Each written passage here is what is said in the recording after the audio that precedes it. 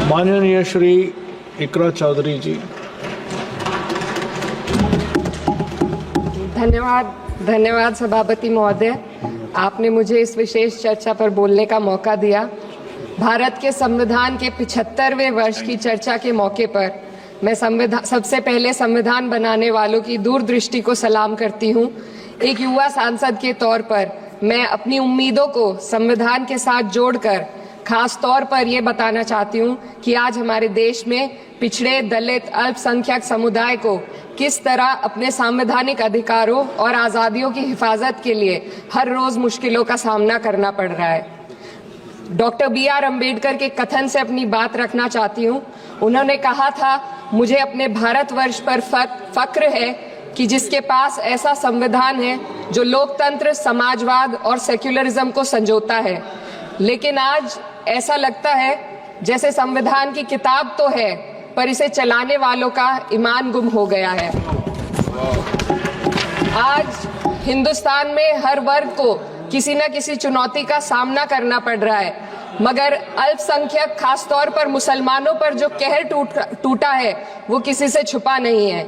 ये लोग सिर्फ अपने मजहबी पहचान की वजह से निशाने पर हैं। संविधान का अनुच्छेद 15 कहता है कि किसी भी नागरिक के साथ धर्म, जाति या किसी और वजह से भेदभाव नहीं होना चाहिए, लेकिन हकीकत इसके उलट है। हालात इस कदर बिगड़ चुके हैं कि hate speech, mob lynching, bulldozer द्वारा घरों को गिराने की घटनाएं आम हो गई हैं। खास तौर पर उत्तर प्रदेश में, जहां ऐसा लगता है जैसे कानून के नाम पर जंगल राज चल रहा हो। संभल में जो हुआ वो सबके सामने है। पुलिस के संरक्षण में निर्दोष लोगों की हत्या की गई और सरकार ने चुप्पी साध ली। अल्पसंख्यकों पर हिंसा बढ़ती जा रही है, मगर सत्ता में बैठे लोग या तो आंखें मूंदे हुए हैं या फिर इन घटनाओं को बढ़ावा दे रहे हैं। हद तो तब हो जाती है जब न्यायपालिका की बात भी अनसुनी कर दी जाती है।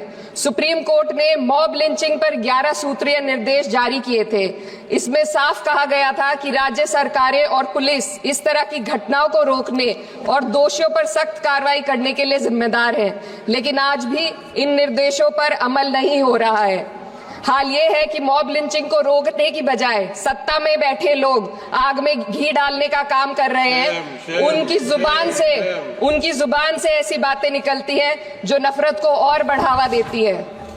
ये अशांति अब इतनी गहराई तक फैल चुकी है कि हमारे समाज के धर्मनिरपेक्ष चरित्र पर गंभीर सवाल उठ रहे हैं। साल की शुरुआत में ही कई राज्यों में दुकानदारों को अपने नाम बोर्ड पर लगाने के लिए मजबूर किया गया। इसे सेहत और सुरक्षा के कानूनों का हिस्सा बताया गया, मगर असल मंशा कुछ और थी। ये कदम खास तौर पर मुसलमान दुकानदारों को निशाना बनाकर उठाया गया ताकि उनकी रोजी रोटी पर चोट की जाए। पिछले हफ्ते मुरादाबाद में एक मुस्लिम डॉक्टर को हिंदू बहुल्य मोहल्ले में घर खरीदने पर विरोध झेलना पड़ा।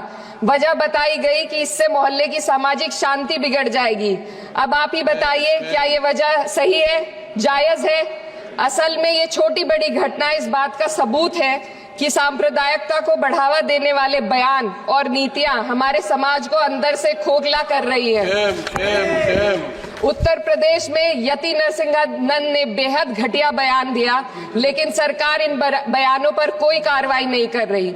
हेट स्पीच न केवल जनमानस के विचारों को प्रदूषित करती है, बल्कि इससे अब संवैधानिक पदों पर बैठे लोगों को भी प्रभावित कर दिया है। अभी हाल ही में माननीय उच्च न्यायालय इलाहाबाद के माननीय न्यायाधीश ने ऐसे बयान दिए जिसका संज्ञान खुद सुप्रीम कोर्ट को लेना पड़ा। संविधान के अनुच्छेद 29 और 30 ने अल्पसंख्यकों को उनके मजहबी और सांस्कृतिक हक दिए हैं ताकि वो अपनी पहचान को बचा सके और अपने संस्थान चला सके, लेकिन आज उन्हीं हकों पर हर तरफ से चोट की जा रही है। वक्फ जैसे बिल लाकर उनके धार्मिक अधिकारों को छीनने की कोशिश की जा रही है। आज अल्पसंख्यक समुदाय को संविधान द्वारा दिए गए अपने बुनियादी अधिकार पाने के लिए लंबी लड़ाई लड़नी पड़ रही है। ऐसे कई मामले अदालत ने न्याय देकर संविधान की रक्षा की है, लेकिन अदालती प्रक्रिया में जो समय लगता है उसकी वजह से देश के सामाजिक ताने बाने को भारी नुकसान उठाना पड़ता है। मिसाल के तौर पर इलाहाबाद हाई कोर्ट ने 2004 के मदरसा एक्ट को रद्द कर दिया था, जिससे मदरसों के संचालन पर सवाल उठे। हालांकि सुप्रीम कोर्ट ने बाद में इस फैसले को पलट दिया और एक्ट को वैध करार दिया, लेकिन इस प्रक्रिया में जो समय लगा उसने अल्पसंख्यकों को बेचैनी और संघर्ष के दौर में डाला है। इसी कड़ी में प्लेसेस ऑफ वर्शिप एक्ट 91 भी आता है और कई अन्य अधिकार, उन्हें भी इसी तरह अदालती लड़ाइयों में उलझाया जा रहा है। ये स्थिति न केवल अल्पसंख्यकों के अधिकारों की राह में रुकावट है, बल्कि justice delayed is justice denied जैसी कहावत को सिद्ध करती है। मैं इस सदन से दुनिया भर के अल्पसंख्यकों की आवाज उठाना चाहती हूँ, खास तौर पर हमारे पड़ोसी देश बांग्लादेश में अल्पसंख्यकों के साथ जो हो रहा है वे दिल को गहरे तक चोट पहुंचाने वाला है। उनकी जान माल की हत्या की जा रही है। बांग्लादेश हो या हिंदुस्तान हो या कोई और देश, अल्पसंख्यकों की सुरक्षा, इज्जत और अधिकारों की हिफाजत हर सरकार की सबसे पहली जिम्मेदारी होनी चाहिए। मैं इस सदन से अपने देश के अल्पसंख्यकों के साथ बांग्लादेश के पीड़ित अल्पसंख्यकों की आवाज को एक साथ उठाना चाहती हूँ। ये वक्त की पुकार है कि हम सब मिलकर ये सुनिश्चित करें कि किसी भी इंसान को उसकी पहचान या मजहब के कारण डरकर जीने पर मजबूर ना होना पड़े। जहाँ हक छीने जाते हैं वहाँ अमन खो जाता है। ये बात हर सरकार को समझनी चाहिए। अगर हम सच में अपने संविधान का सम्मान करना चाहते हैं तो हमें नफरत और भेदभाव को खत्म करना होगा। हमें ये दिखाना होगा कि ये मुल्क हर वर्ग, हर जाति, हर धर्म और हर समुदाय का है, और जब तक ऐसा नहीं होगा तब तक संविधान की आत्मा सिसकती रहेगी। सर, अपनी बात को खत्म करते हुए मैं एक शेर अर्ज करना चाहती हूँ।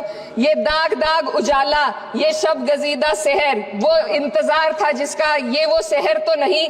लेकिन अगर इस सदन में बैठे हम सभी सदस्य ये ठान ले कि हमें संविधान के मूल्यों को लागू करना है और उसे लागू करने का प्रयास करें, तो वह सुबह जरूर आएगी जिसके लिए लाखों भारतवासियों ने अपने जानों की कुर्बानी दी थी। श्री हनुमान बेनीवाल जी। धन्यवाद सभापति जी।